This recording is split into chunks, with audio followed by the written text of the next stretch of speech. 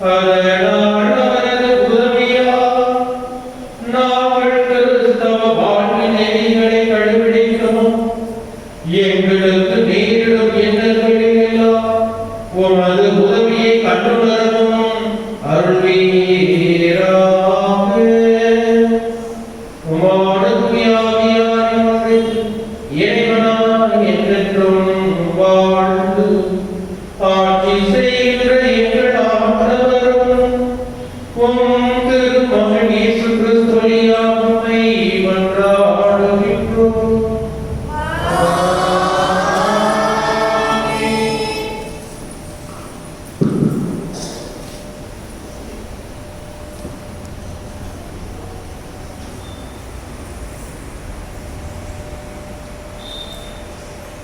முதல் வாசகம். எல்லா திருச்சபைகளை பற்றிய கவலை எனக்கு அன்றாட சுமையாயிருக்கிறது. திருத்தூதர் பவுல் கொரிந்தியருக்கு எழுதிய 2ஆம் திருமுகத்திலிருந்து வாசகம். அதிகாரம் 11, இறை வசனங்கள் 18 30 முடிய. சகோதர சகோதரிகளே, பலர் உலக சார்ந்த முறையில் பெருமை எடுத்துக் கொள்வதால் நானும் அவ்வாறே செய்கிறேன். அவர்கள் எதில் பெருமை பாராட்ட துணிகிறார்களோ அதில் நானும் பெருமை பாராட்ட துணிந்து நிற்கிறேன். இப்போதும் ஓர் அறிவியை போன்றே பேசுகிறேன். அவர்கள் எதிரிகளா? நானும் தான். அவர்கள் இஸ்ரேலரா? நானும் தான். அவர்கள் ஆபிரகாமின் வழிபடுகிறா? நானும் தான். அவர்கள் கிறிஸ்துவின் பணியாளர்களா? நான் அவர்களை விட சிறந்த பணியாளனே. இங்கும் நான் ஒரு மனிதனாகவே பேசுகிறேன். நான் அவர்களை விட அதிகமாய் பாடுபட்டு உழைத்தேன். பன்முறை சிறையில் அடைபட்டேன். கொடுமையாய் அடைபட்டேன். பன்முறை சாவி வாயிலில் நின்றேன். 5 முறை யூதர்கள் என்னை சாட்டையால் ஒன்று குறைய நாட்களை அழித்தார்கள். 3 முறை தடியால் அடிபட்டேன். 1 முறை கல்லில் பட்டேன். 3 முறை கப்பல் சிதைவில் சிக்கினேன். ஒரு இரவும் பகலும் ஆழ்கடலில் அலறுவேன். பயணங்கள் பல செய்தேன். அவற்றில் ஆறுகளாலும் இடர்கள், கல்வராலும் இடர்கள், என் சொந்த மக்களாலும் இடர்கள், பிற மக்களாலும் இடர்கள், நாட்டிலும் இடர்கள், காட்டிலும் இடர்கள், கடலிலும் இடர்கள், போலி திருத்துதர்களாலும் இடர்கள். இப்படி எத்தனையோ இடங்களுக்கு ஆளானேன். பாடுபட்டு உழைத்தேன். பன்முறை கண்டுபிடித்தேன். பசி தாகமுற்றேன். பட்டினி கிடந்தேன். குளிரில் வாழினேன். ஆடையின்றி இருந்தேன். இவை தவிர எல்லா திருச்சபைகளை பற்றிய கவலை எனக்கு அன்றாட சுமையாய் இருந்தது. யாராவது வலுவற்றிருந்தால் நானும் அவரை போல் ஆவதில்லையா? யாராவது பாவத்தில் விழ நேர்ந்தால் என் உள்ளம் கொதிப்பதில்லையா? நான் பெருமை பாராட்ட வேண்டும் என்றால் என் வலிமையை பற்றியெல்லாம் நான் பெருமை பாராட்ட வேண்டும். இது ஆண்டவர் வழங்கும் அருள்வாக்கு.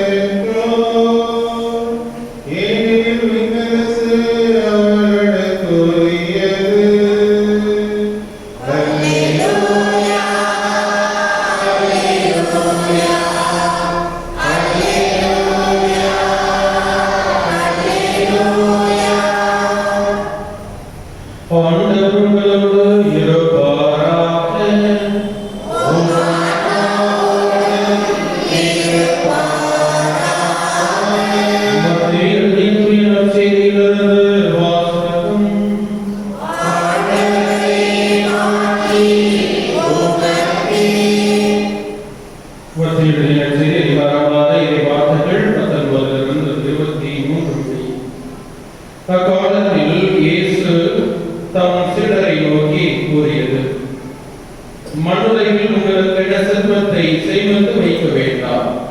இங்கே பூச்சியும் துருவும் கழித்துவிடும், திருடரும் அதை கண்ணமிட்டு திருடுவார். ஆனால் விண்ணுலகில் உங்கள் செல்வத்தை சேமித்து வையுங்கள். அங்கே பூச்சியோ துருவோ அழிப்பதில்லை, திருடரும் கண்ணமிட்டு திருடுவதில்லை. உங்கள் செல்வம் எங்கு உள்ளதோ அங்கே உங்கள் உள்ளமும் இருக்கும். கண்தான் உடலுக்கு விளக்கு. கண் நலமாயிருந்தால் உங்கள் உடல் முழுவதும் ஒளி பெற்றிருக்கும். அது கெட்டு போனால் உங்கள் உடல் முழுவதும் இருளாக இருக்கும். ஆக உங்களுக்கு ஒளி தர வேண்டியது இருளாக இருந்தால் இருள் எப்படி இருக்கும்?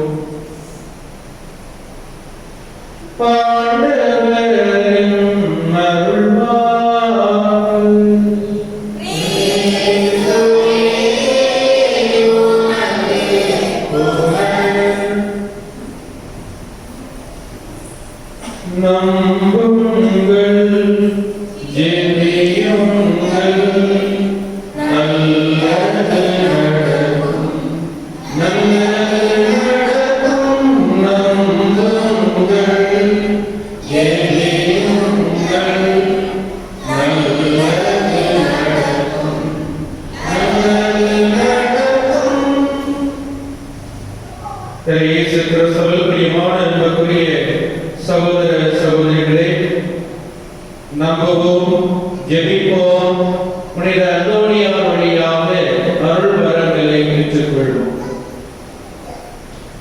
நாம் ஒவ்வொரு நாளும் புனித அந்தோனியாருக்கு கொடியேற்றி நம்மளால் எடுத்து ஜெபித்துக் கொண்டிருக்கிறோம். இறைவன் நமக்கு புனித அந்தோனியார் வழியாக செய்த எல்லா நன்மைகளுக்கு நன்றி சொல்லும் இந்த வேளையிலே தொடர்ந்து நம்மையே நாம் அந்தோனியாருக்கு ஒப்புக் கொடுத்து ஜெபித்துக் கொண்டிருக்கிறோம். நாம் வாழ்கின்ற இந்த உலகிலே யாராவது எனக்கு பணமே வேண்டாம், எந்த சொத்து சுகமும் வேண்டாம், நான் இருக்கிறத வச்சுட்டு சந்தோஷமா இருக்கிறேன் அப்படின்னு சொல்றவங்க யாராவது இருக்கிறோமா? ஒத்தரையுமே தான் இந்த சாமி நான் இருக்கிறத வச்சு சந்தோஷமா இருக்கிற சாமி, எனக்கு எந்த பிரச்சனையும் இல்லை சாமி அப்படின்னு சொல்லி யாரா இருக்கிறோம்? இல்ல, ஏதாவது ஒன்றை நாம் தேடி ஓடிக்கொண்டேதான் இருக்கும். கோயிலுக்கு வந்திருக்கிறோம், அந்தரியார்கிட்ட வேண்டி இருக்கிறோம், பல்வேறு கருத்துகள், நம்ம பல்வேறு தேவைகள் ஒன்னா சொன்னோம்னா அந்தரியார் கேட்டதாயா அப்பா சாமியோட அப்படி கேட்டு உட்காந்துக்கலாம் அப்படின்னு கேட்போம். நம்பிக்கையோடு கேட்போம். அதான் நம்புங்கள் தெரியுங்கள் நல்லது நடக்கும் கிடைக்கும் என்ற நம்பிக்கை தான் நம்மை இந்த ஆலயத்திற்கு அழைத்து வந்திருக்கிறது. கிடைத்தவர்களையும் இந்த ஆலயத்திற்கு அழைத்து வந்திருக்கிறார். நாம் அவர் மீது கொண்ட அன்பும் அவர் நமக்கு பெற்று தருவார் என்ற நம்பிக்கையும் நம்மை அழைத்து வந்திருக்கிறது. எனவே நாம் உலகத்தில் வாழ்கின்ற வாழ்க்கை என்பது நிரந்தரமா நிரந்தரமில்லை. யார் நிரந்தரம்? கடவுள் மட்டுமே நிரந்தரம். ஆக நாம் இந்த உலகில் வாழ்கின்ற பொழுது எதையெல்லாம் சேர்த்து வைக்கின்றோமோ அவையெல்லாம் எனக்கு வராது. எல்லாருக்கும் நான் சேர்த்து வைக்கிறேன், நகராட்டா இருக்கட்டும், துணிமணிகளா இருக்கட்டும், அல்லது நான் கட்டுகின்ற வீடு, கடை, வாசல், அது மேல நிறைய போயிட்டே இருக்கு. நாம் சேர்த்து வைக்கக்கூடியவை அனைத்தும் நாம் இந்த உலகில் வாழ்கின்ற ஒளி பொழுது வரையும் எல்லாமே நாம் போனதுக்கு அப்புறம் பதினஞ்சாம் எங்க போவோம், இறந்ததுக்கு அப்புறம் எங்க கூட வருவாங்க, கதையில வந்துவாங்க, யாருக்கு கதையில வருவாங்க. நம்ம குடும்பங்கள் வச்சிருப்போம். ஆனா இடம் என்பது பொதுவான இடம். கல்லறை உடைஞ்சிச்சு, கட்டி இருக்கிறதெல்லாம் உருவிட்டு காசாப்பட்ட பதினஞ்சு வருஷத்துக்கு வந்துடும். யாராவது இருந்ததுக்கு அப்புறம் எனக்கு சொத்து சேர்த்து வருவதுதான் இவங்க தான் எனக்கு இந்த நிலைமையை கொடுத்தாங்க, அதனால டெய்லி போய் அந்த கல்லறையில் வாழ்ந்துருக்கிறோம்னா அப்படி இருக்கிற மாதிரி டெய்லி எந்த செல்வனையே கல்லறைக்கு போய் தான் கண் முடிச்சுட்டு அப்பா எனக்கு எல்லாம் வச்சுட்டு போனாரு தான். யாரோ போகணுமா? நான் போக மாட்டேன். முடிஞ்சு வச்ச வாழ்க்கை சேர்த்தாரு வச்சாரு கொடுக்க கடமை கொடுத்தாரு நான் வாழ்ந்துருக்கிறேன் அப்படிங்கிற மனநிலை தான் எனக்கு தெரியும், உங்களுக்கு தெரியும். சொல்லி போனா 14ஆம் நாள் நினைவு கொண்டாடணும். அதுக்கப்புறம் சொல்லி போனா ஒரு வருஷம் 1ஆம் ஆண்டு திருப்பலி நினைவு ஒரு 10 பேருக்கு சாப்பாடு கொடுக்கணும். 2வது வருஷம் 3வது வருஷம் 5வது வருஷம்னா நம்மளுக்கு அவர் இருந்தாராங்க நினைப்பு நம்ம இல்லாம. ஆக நாம் வாழ்கின்ற பொழுது நாம் சேர்த்து வைக்கக்கூடிய இந்த செல்வங்களும் பொருளும் நிறையானதா அப்படின்னா நிச்சயம் இல்லை. அதில் இன்னைக்கு நச்சரி வாசம் உங்களுடைய செல்வம் எங்கே இருக்கிறதோ அங்கேதான் உங்களுடைய உள்ளமும் இருக்கும். இல்ல எனக்கு ரொம்ப பிடிச்சவங்க வீட்டில் இருக்கிறாங்க, வெளியில இருக்கிறாங்க, என்னுடைய மனநிலை இருக்கிறது. நான் வீட்டுக்காரி நான் பாட்டு வச்சாங்க, எங்க போனாலும் அதை தான் கேட்டுக்கிட்டே இருப்பேன் அப்படின்னு யாராவது சொல்றதுக்கு இருக்கிறோமா? வீட்டுக்கு வந்து இந்த வீட்டுல பார்த்துட்டு சொல்லி என் மனசு பூரா அங்கதான் இருக்கு அப்படின்னு யாராவது சொல்றோமா? என்ன செஞ்சுட்டு எப்படி சொல்ல முடியும் அப்படின்னு கணவன் வந்திருக்கிறீங்க, வீட்டுல அவரை பார்த்துட்டு இருக்கிறாங்க, என் மனசு பூரா வளர்த்துதான் இருக்கிறது. புதுசா கல்யாணம் இருக்கும், கல்யாணம் ஆயிருந்து 1 வருஷம் 2 வருஷத்துக்கு ஓடும். நான் வேலை பார்க்க அவர் என்ன போய் கிடப்பாரு, நான் வேலை பார்ப்பேன் நினைத்தாலும் கோயிலுக்கு அது கொடுக்க முடியாது அப்படின்னு சொல்றாங்க நிறைய பேர். என்னுடைய செல்வம் எங்கே இருக்கிறதோ அங்கேதான் என்னுடைய உள்ளமும் இருக்கும். ஒரு 50 பவுன் 60 பவுன் கபீரோட இருக்குது, 2 நாள் வீட்டுக்கு போறோம் அப்படின்னா எங்க இருக்கு மனசு? இப்பெல்லாம் கேமரா பேஸ் பண்ணி வச்சுக்கோம் கூடு கூடு இல்ல. அப்ப எப்படி செல்வம் இருக்கு அவன் வரல, ஐயோ அன்னைக்கு போச்சு பார்க்கணும்னு ரொம்ப சொல்லிட்டு போவோம். பார்த்து வீட்டை 2 நாள் இருக்க மாட்டோம்.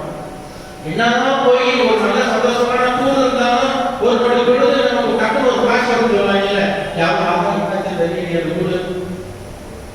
ஏன்னா என் உள்ளம் எல்லாம் வந்து செல்வத்தை நோக்கி ஏதாவது இருக்கும். அவன் போச்சா இருக்கிற என்ன தெரியாம வந்துட்டானா திருப்பிட்டானான்னு தெரியல. எங்க ஊர்ல ஒரு போன வருஷம் தான் நடந்துச்சு.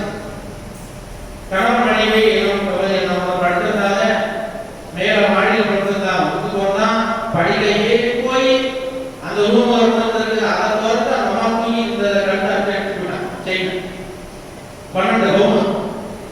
இன்னைக்கு ஒரு பவுனையும் கிட்டத்தட்ட 70,000 வந்து 12 பவுன் கணக்கு பண்ணிக்கிட்டேன். போச்சு 7-8 லட்சம் போச்சு. தேடி தேடி அலையாங்க போயிட்டான்.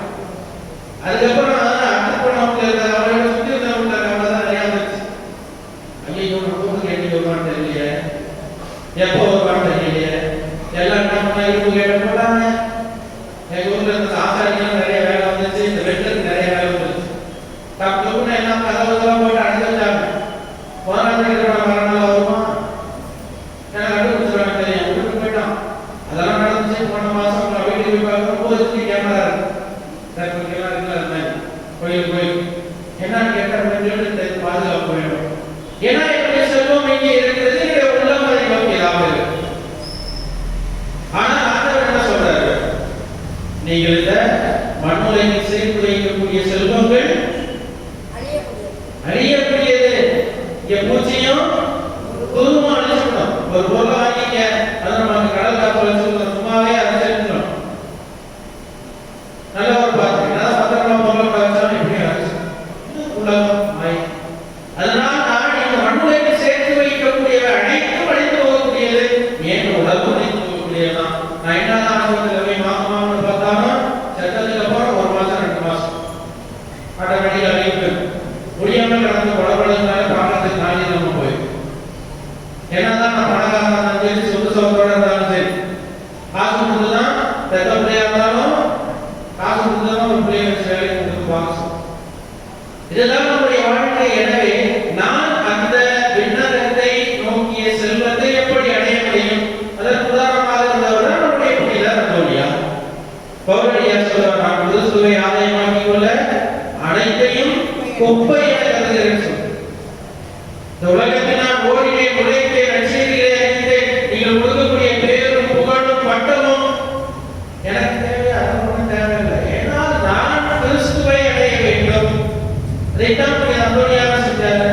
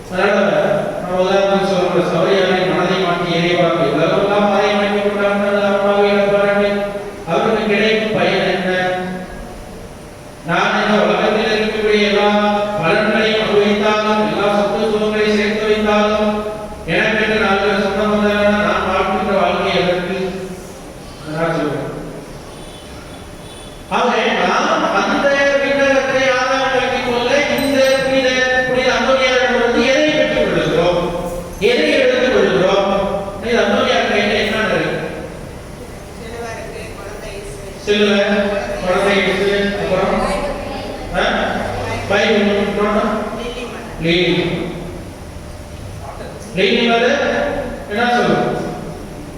தூய்மை. நீதிமன்றம் தூய்மையை எடுக்கக்கூடியதாக என்றும் தேவனுடைய நம்பிக்கையால் தூய்மையான உள்ளத்தோடு இருந்தார். அதை சொல்ல செல்வம் எங்கே இருக்கிறதோ அங்கே அவருடைய உள்ளம் இருக்கும். அதனுடைய உள்ளம் எங்கே இருந்தது? இறைவனை நோக்கியதாக இருந்தது, கடவுளை நோக்கியதாக இருந்தது. இறைவனுடைய உள்ளம் தூய்மையானதாக இருந்தது. அதன் அடையாளமாக நீதிமன்றம் கேட்கிறது. இயேசு குழந்தை இயேசுவை கையில் வந்தாங்க. ஃபாதர் சொன்னார், எனக்கு என்ன வேணும்னு கேட்க என்ன எடுத்துக்கிறாரு. அந்த இயேசுவே சில பிள்ளையாக கையில் தவள வேண்டும் அப்படின்னு சொல்லி சொன்னார். ஆனால் அந்த இயேசு உணர்த்துவது என்ன? நான் இயேசுவை ஏற்றுக்கொள்கிறேன் என்றால் இயேசு எனக்கு வருகிறார். இப்பொழுது இயேசு எந்த வழியில் வருகிறார்? நற்கருணை. இந்த அந்தோனியா நற்கருணை மீது அவருடைய நம்பிக்கை கொண்டவராக இருந்தார். அடுத்தது என்ன இருக்கு? பைபிள், இறைவார்த்தை. இறைவார்த்தை மீது ஆழமான நம்பிக்கை கொண்டவராகவும் அந்த இறைவார்த்தையை அறிவிப்பதில் எண்ணற்ற அலாவரி பிரியம் கொண்டவராக இருந்தார். எத்தனையோ பேருடைய அந்த நற்செய்தியை கேட்க ஆவலோடு கூடியிருந்தார்.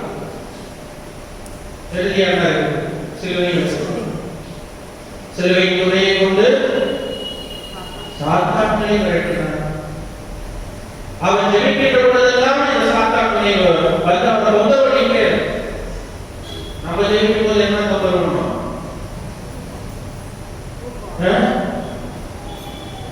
சின்ன பிள்ளை இருந்துச்சுனாக்க அது ஒரு தொந்தரவு வரும். கொஞ்சம் ஏதாவது கூட்ட வேலை இருந்தால் அது தொந்தரவு வரும். நாளைக்கு ஏதாவது ஒரு வேலை நம்ம வீட்டில் முடிக்கணும், கல்யாணம் ஏதாவது வந்துருந்தா எவ்வளோ பணம் வந்தது அதை கட்டுறது அந்த எண்ணம் வரும். கோயிலுக்கு வந்தோம்னா தான் வராத சிந்தனைலாம் நிறைய வரும். அதுவும் ஜபம்னு உட்கார்ந்தோம்னாக்க எங்கேதான் அந்த சிந்தனை வருதுன்னே தெரியாது. அதான் நம்மளாம் தாவாளத்தில் வந்து தவம் பண்ண சாப்பிடவே கூடாது உட்காந்து போனோம்னா 10 மணி நேரம் பசி ஆரம்பிச்சு. ஒரு நாள் எதுவுமே நல்லா சாப்பிடுவோம் வரணும் உட்காந்துருக்கோம், பசியே பசிக்க. அதான் சாப்பிட சோதனை. அந்தோனியா விரிக்கிறப்பதெல்லாம் இந்த இடத்திற்கு வந்தது. அவருடைய அந்த செல்வை பாதுகாப்பை கூட. எனவே இந்த அந்தோனியாரை நாம் தேடி வருகின்ற பொழுது நாம் அவரை அவர் கொடுத்த அந்த படிப்பினைகளை ஏற்று வாழ்கிறோம். அதுதான் ரொம்ப முக்கியம். அந்தோனியார் இறைவனை ஆதாயமாக்கிக் கொள்ள எல்லாவற்றையும் உள்ளதார். அதனுடைய பயனாக பல்வேறு புதுமைகளை என்றளவும் நமக்கு கொடுத்துக் கொண்டிருக்கிறார் என்றால் என்னுடைய செல்வம் என்னிடத்தில்தான் இருக்கிறது, அது இறைவன் இயேசு மூலமாக தான் எனக்கு கிடைக்கிறது என்பதை உணர்ந்திருக்கிறார். எனவே பார்க்கிறவர்களே, நாம் இந்த உலகில் வாழ்கின்ற வாழ்க்கை என்பது நிரந்தரமற்றது. உணர்ந்து கொண்டவர் நல்ல மனிதனாக வாழ்வார். அதுதான் ரசம். இதை புரிந்து கொண்டவர் நல்ல மனிதனாக வாழ்வார். ஏனென்றால் என்னுடைய வாழ்க்கையை குறுகிய காலம். இதை எதிர்த்தால்தான் என்னுடைய வாழ்க்கையை உசோடு இருக்கிறோம் என்பதை பையனை கேட்ட பொழுது என்ன நடக்கும் யாருக்குமே தெரியும். என்னுடைய உயிர் என்னுடைய கையில் இல்லை, என்னுடைய கையில்.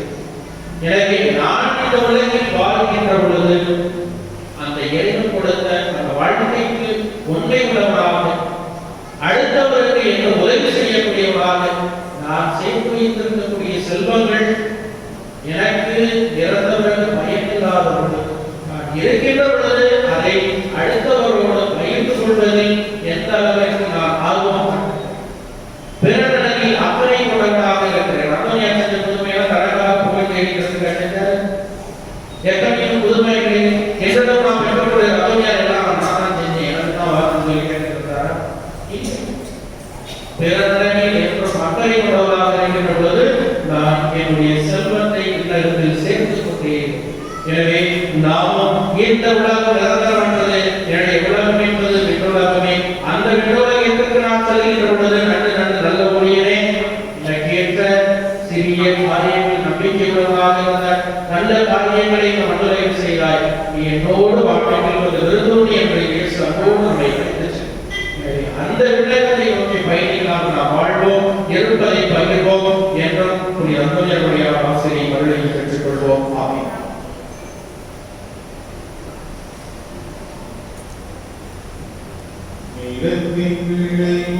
மனித உழைக்கும் சேரும் நேரமிது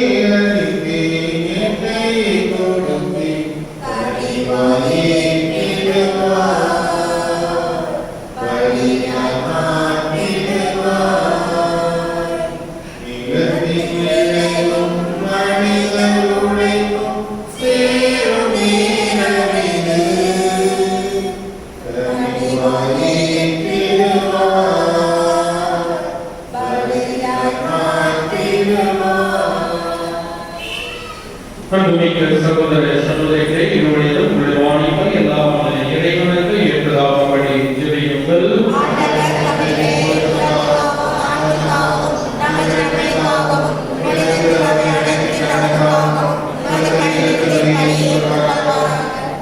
ஆண்டவரே, புனித துணியாளர்களால் நாங்கள் குணம் கணிந்து செலுத்தும்படி உமக்கு உகந்ததாயிருப்பதாக. அவரது அறிவுரைப்படி எங்களையே முழுமையாக உமக்கு அளித்து உம்மை புகழ்ந்தேத்த எங்களுக்கு நீர் அருள்வீராக. எங்கள் ஆண்டவராகிய உம்முடைய உம்மை மன்றாடுகின்றோம்.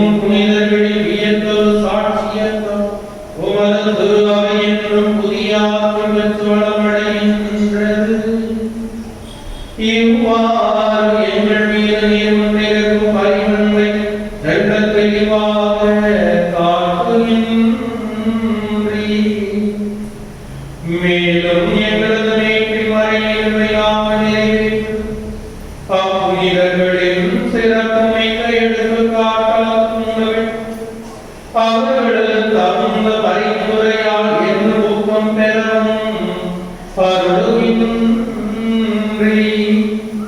ஆகவே ஆண்டவரே, வானதூதர் புனிதர் அனைவரோடும் நாங்களும் செய்து உமது பெருமையை பறைசாற்றி அக்கிழிப்புடன் பாடுவதாவது.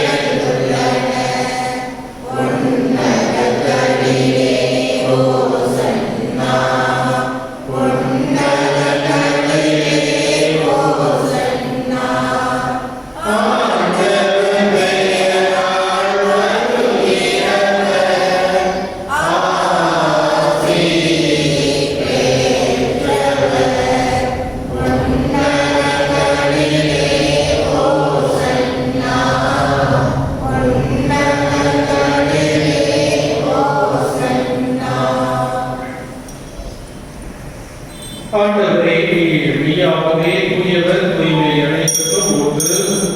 ஆகவே உம்முடைய ஆவியை பொழிந்து இக்காணிக்கைகளை தூய்மைப்படுத்த உம்மை வேண்டுகிறோம். இவ்வாறு எங்கள் ஆண்டவர் இயேசு கிறிஸ்துவின் உடலும் இரத்தமுமாக எங்களுக்கு இவை மாறுபடுவதாக.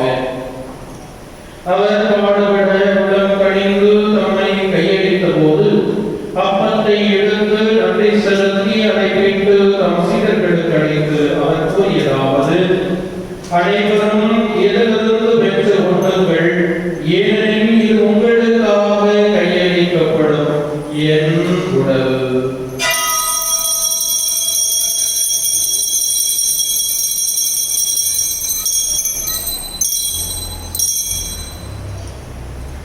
அவனை இரவு வினத்தை அருளியபின் கிண்ணத்தை எடுத்து மீண்டும் உமக்கு நன்றி கூறி தம் சீடர்களுக்கு அளித்து அவர் கூறியதாவது: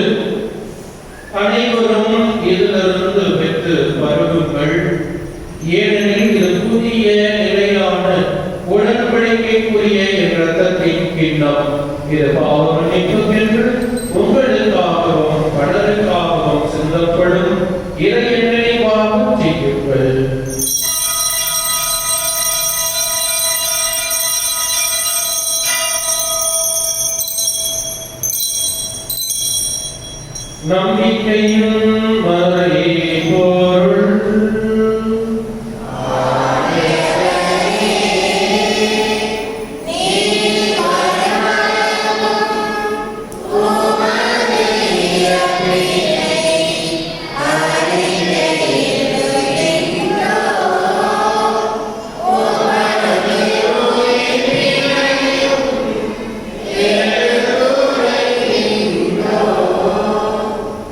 ஆகவே ஆண்டவரே, நாங்கள் கிறிஸ்துவின் இறப்பினையும் உயிர்ப்பினையும் நினைவுகூர்ந்து வாழ்வதற்கு அப்பத்தையும் மீன்பளிக்கும் எண்ணத்தையும் உமக்கு ஒப்புக்கொடுக்கின்றோம். உம் திருமணத்தில் உமக்கு ஒளியும் புரிய தகுந்தவர்களை ஏற்றுக்கொண்டு எனவே உமக்கு நன்றி செலுத்துகிறோம். மேலும் கிறிஸ்துவின் உடலிலும் இரத்தத்திலும் பங்கு கொள்ளுவீர்கள் தூய ஆவியால் ஒன்று சேர்க்க வேண்டும் என உம்மை தாழ்மையுடன் மன்றாடுகிறோம். ஆண்டவரே, உலகெங்கும் பரவி இருக்கும் உமது திரு அவையை நினைவு கூர்ந்தருளும். எங்கள் திரு தந்தை இலியோ, எங்கள் ஆயர் சகாயராஜ், எல்லா திருநிலையினராகிய அனைவரோடும் உமது திரு அவை அன்பில் நிறைவு பெறச் செய்தருளும். அன்பின் ஆண்டவரே, இன்று இதனாலே ஊழியம் செய்யும் குடும்பத்தாரையும் மேலும் எல்லாம் முன்பாக வைத்து ஜெபிக்கின்ற எல்லா வேண்டுதல்கள் விண்ணப்பங்களை நீரே எங்களுக்கு கனிவோடு தந்து ஆசீர்வதிக்கும்படி மன்றாடுகின்றோம். மேலும் எதிலும் எதிர்நோக்குடன் கீழ்வாழும் எங்கள் சகோதர சகோதரிகளையும் இறந்தோர் அனைவரையும் இரக்கத்துடன் நினைவு கூர்ந்து உமது திருமுக வழியினுள் ஏற்றலும் எங்கள் அனைவர் மீதும் இரக்கமாயும் கடவுளை கண்ணிய தாயான புனித மரியா, அவருடைய கணவரான புனித யோசேப்பு, புனித தூதர்கள் இவர்கள் உமக்கு உகந்தவராக இருந்தோர் ஆகிய புனித அனைவருடனும் நாங்கள் நிலை வாழ்வில் பங்கு கொள்ளும் தகுதி பெற்று உம் திருமகன் இயேசு கிறிஸ்து வழியாக உம்மை பங்கேற்று வருவதை ஒன்றாடுகின்றோம்.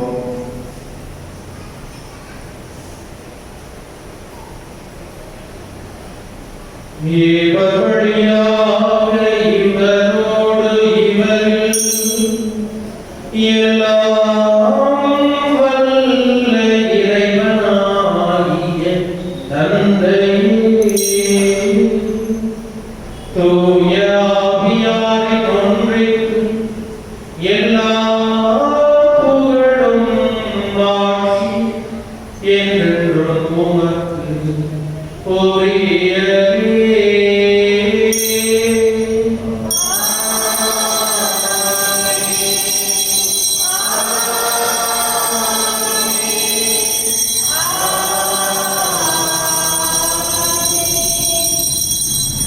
மீட்பரின் கட்டளையால் கற்பிக்கப்பட்ட இறை படிப்பினையால் வைத்திருந்த நாம் துணிந்து சொல்லுவோம்.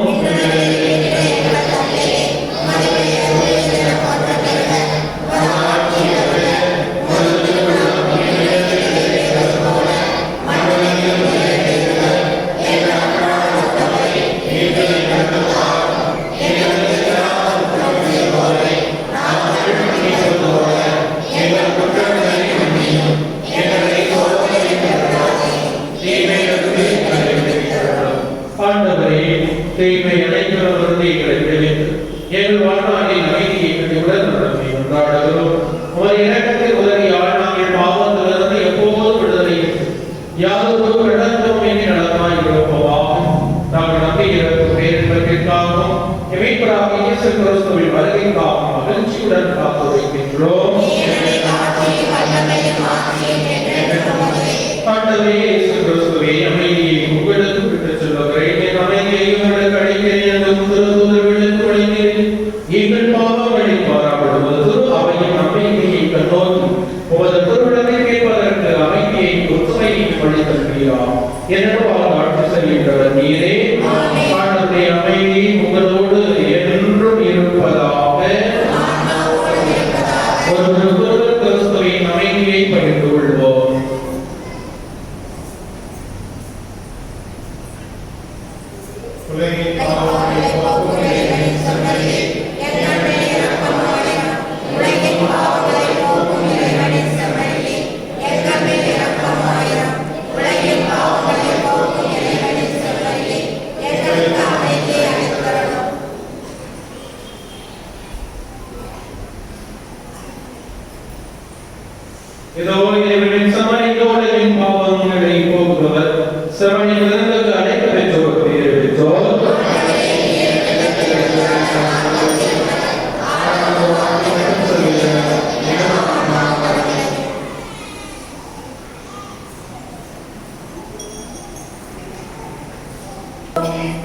வாழ்வில் ஒளியேற்றவா, தாயாக அன்பு செய்யும் என்னுயிர் நீதானையா, சேயாக நம்பி வந்தோம். வாழ்வில் ஒளியேற்றவா, கொஞ்சம் தமிழ் மொழி பேசி எனக்கேற்றவே, கொஞ்சம் தமிழ் மொழி பேசி எனக்கேற்றவே, பின்பு நெஞ்சம் அழைத்தது வருவாய் தேவா, தாயாக அன்பு செய்யும் என்னுயிர் நீதானையா, சேயாக நம்பி வந்தோம். வாழ்வில் ஒளியேற்றவா, உன் அன்பு சாலை நனைந்தாலே போதும் இன்னல்கள் நீங்கிடுமே, உன் சுவாச காற்றில் கலந்தாலே போதும் என் வாசல் அடைந்திடுமே. நான் என்றும் உன் சாயலானை, உன் கோயில் துணைக்கொள்ள நீவா. நான் என்றும் உன் சாயலானை, உன் கோயில் துணைக்கொள்ள நீவா. தாயாக அன்பு செய்யும் என்னுயிர் நீதானையா, சேயாக நம்பி வந்தோம். வாழ்வில் ஒளியேற்றவா,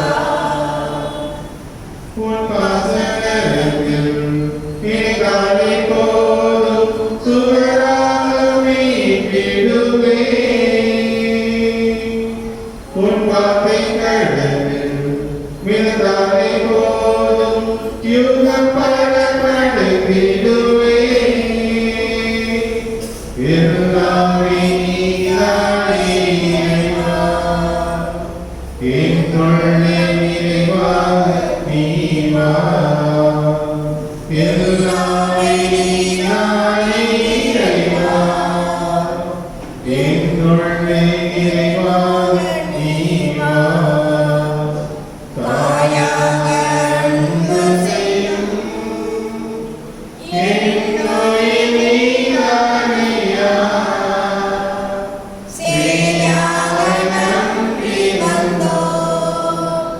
வாழ்வில் ஒளியேற்றவா, கொஞ்சம் தமிழ் மொழி பேசி எனக்கேற்றவே, கொஞ்சம் தமிழ் மொழி பேசி எனக்கேற்றவே, பின்பு நெஞ்சம் அழைத்தது வருவாய் தேவா.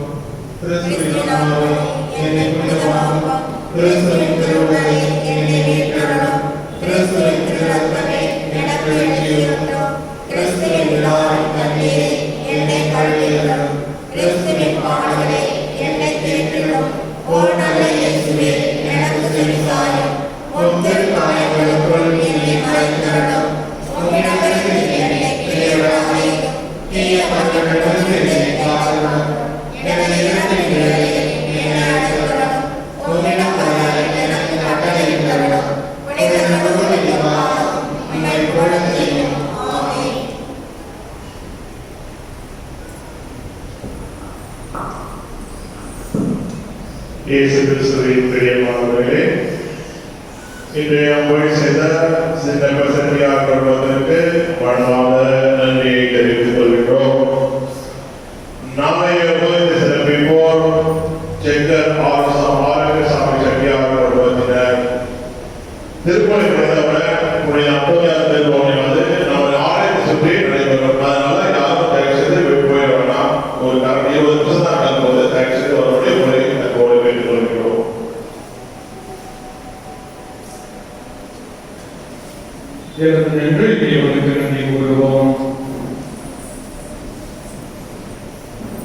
ஆண்டவரே, உயிருள்ள அப்பமாகிய கிறிஸ்துவினால் குற்றமடைந்தவர்கள் ஆசிரியராகிய அதை கிறிஸ்துவினால் முழுமையாக கற்றுத் தருகிறார்.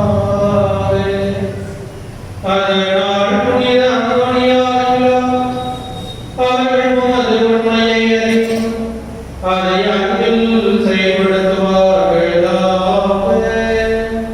எங்கள் ஆண்டவராகிய கிறிஸ்துவினால் உம்மை மன்றாடுகின்றோம். ஆண்டவர் உங்களோடு இருப்பாராக.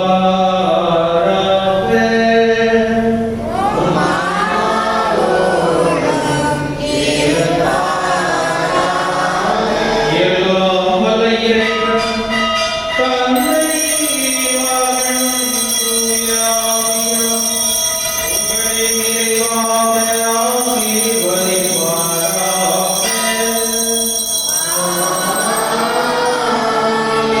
சென்று வாருங்கள், திருப்பலி நிறைவேறிற்று.